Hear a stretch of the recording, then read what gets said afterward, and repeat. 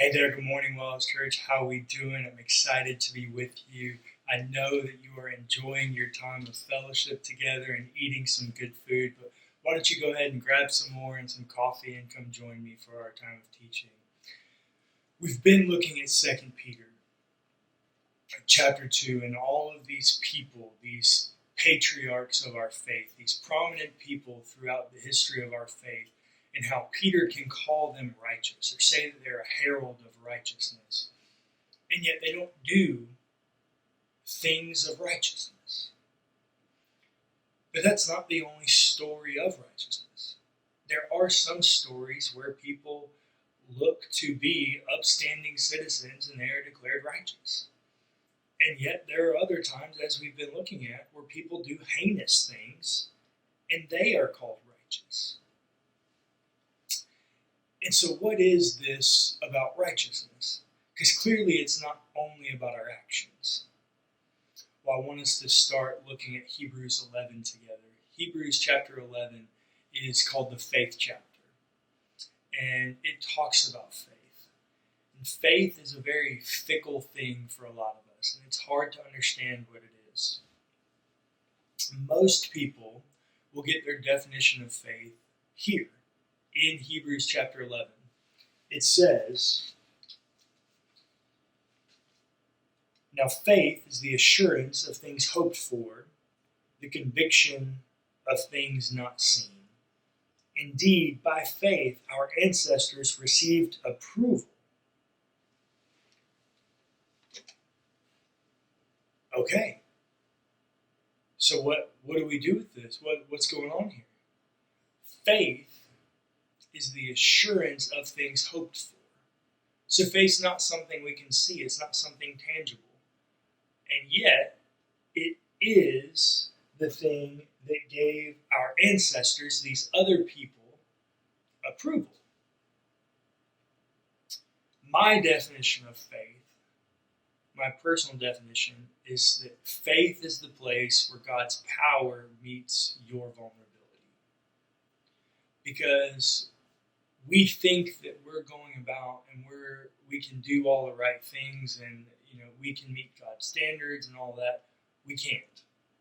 It's just impossible. God is so superior to us in His holiness. We can't meet those standards. We can't live up to those standards. So what does it mean for us to be a people of faith? That's the question that I want us to ponder today. And as the author of Hebrews goes out of this introduction to faith, he also, like Peter, gives some examples of people. And this is what he says. By faith, Abel offered to God a more acceptable sacrifice than Cain's. Through this, he received approval as righteous, God Himself giving approval to His gifts. So this is a story of two people. But you have to go all the way back to Genesis chapter 4 to find the story. For a refresher, Genesis chapter 1 is a creation narrative, Genesis chapter 2 is a creation narrative, and Genesis chapter 3 is the fall. This is where Adam and Eve sin, they eat the fruit, God comes down, curses everybody, and goes about. This is the very next story we get after the fall. After Adam and Eve sin and that whole exchange, that whole scene ends, this is the next scene that we get.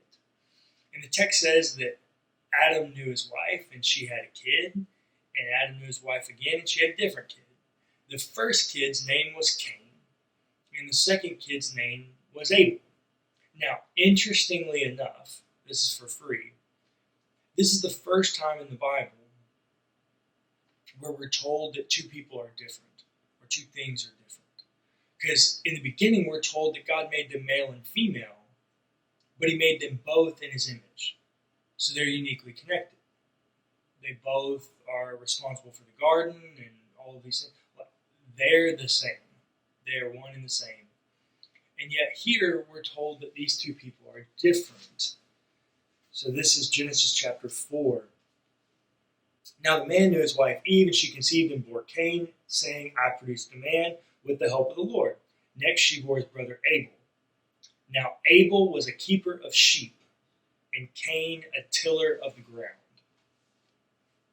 This is the first glimpse where we get that two people are different. This is the first time that the text has identified for us the difference between two people. And it's a comparative.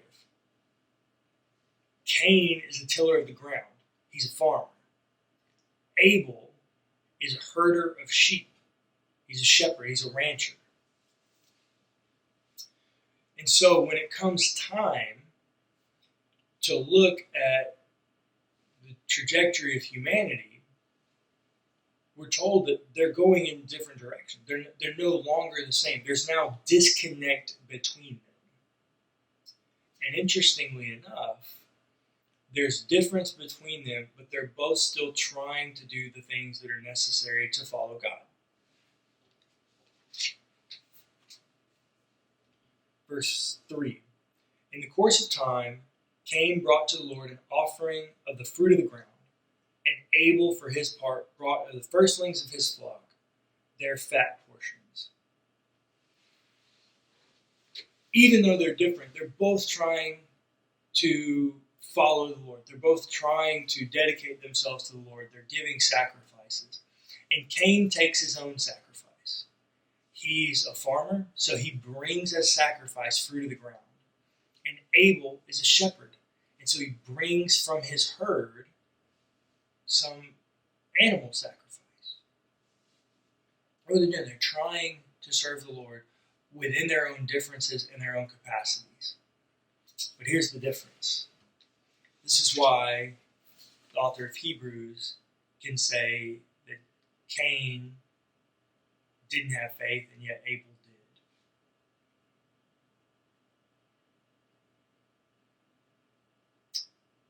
And the Lord had regard for Abel and his offering, but for Cain and his offering he had no regard.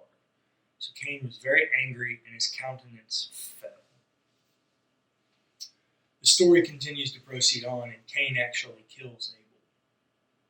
He goes and invites him into a field, and he kills him, and then God comes out and says, where are you? And this is where the famous line, Cain replies, am I my brother's keeper?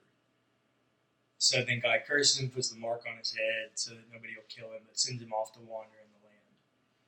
And the end of that story is really strange. There's a whole lot about that, and then the coming things that are strange, and we may never know all the answers to. But here's what I want you to know. They are different. Cain and Abel are very different. And from a societal standpoint, Cain is the lesser. He's the older brother that's a farmer, and Abel is the younger brother that is the rancher. And as we all know, animals are worth more than grain. So from a societal standpoint, Abel is the better person. But on a spiritual standpoint, Abel's not the better person. Abel's the one that gave an acceptable sacrifice. But not because of what he gave, but the manner in which he gave. Notice, it tells us that they're different. But when it's Cain offering, it just says he brought some fruit of the ground.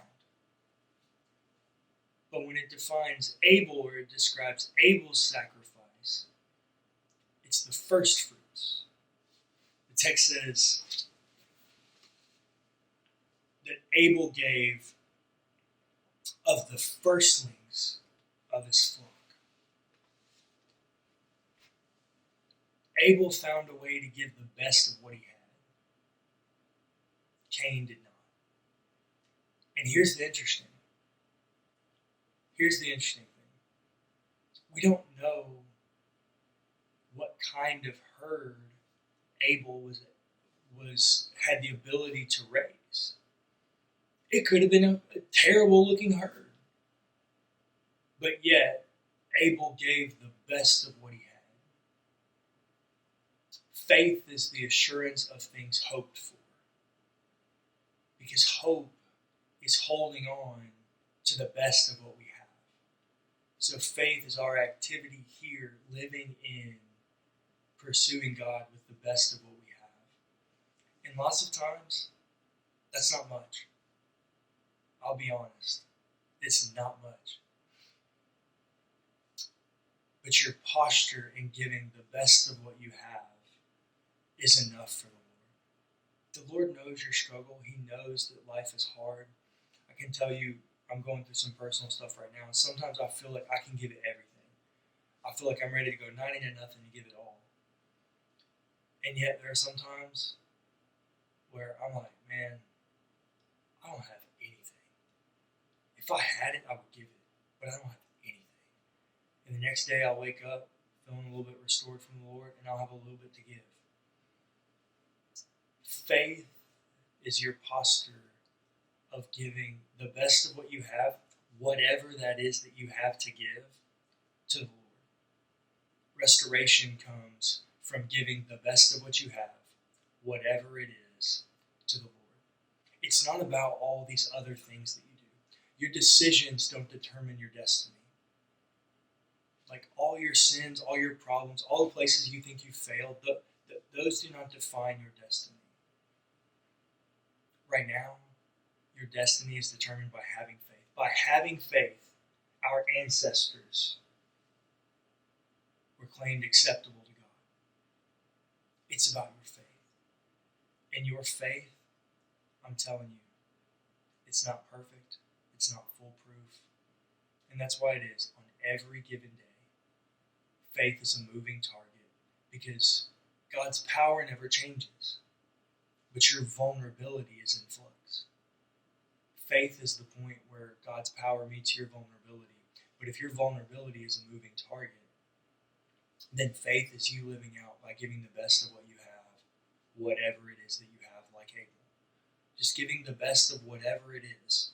Cain's problem wasn't that he gave grain. It's that he didn't give the best grain he had. Just like a lot of times I think our problem isn't the sins that we do or the feelings that we have. It's that we've chosen not to give the best of what we have to God. So today I want to ask you, what are you not giving? What's an area where you're not giving everything you have, where you haven't given it all for faith? Where are you struggling? And you say, hey, I don't have anything left to give. I know I'm supposed to give the best of what I have, but I genuinely don't have anything left. How can we pray for you? How can we encourage you? How can we comfort you in these hard times? And lastly, what is a way in which you can give the best of what you have? What's a way that you can pursue giving the best of what you have in light of your problems, your struggles, and all the things that are going on in the world? Because faith is the assurance of things hoped for. I'm hoping for a better future. I'm hoping for restoration. I'm hoping for a lot of things. But there's also an action of vulnerability and the faith that's required to have that hope.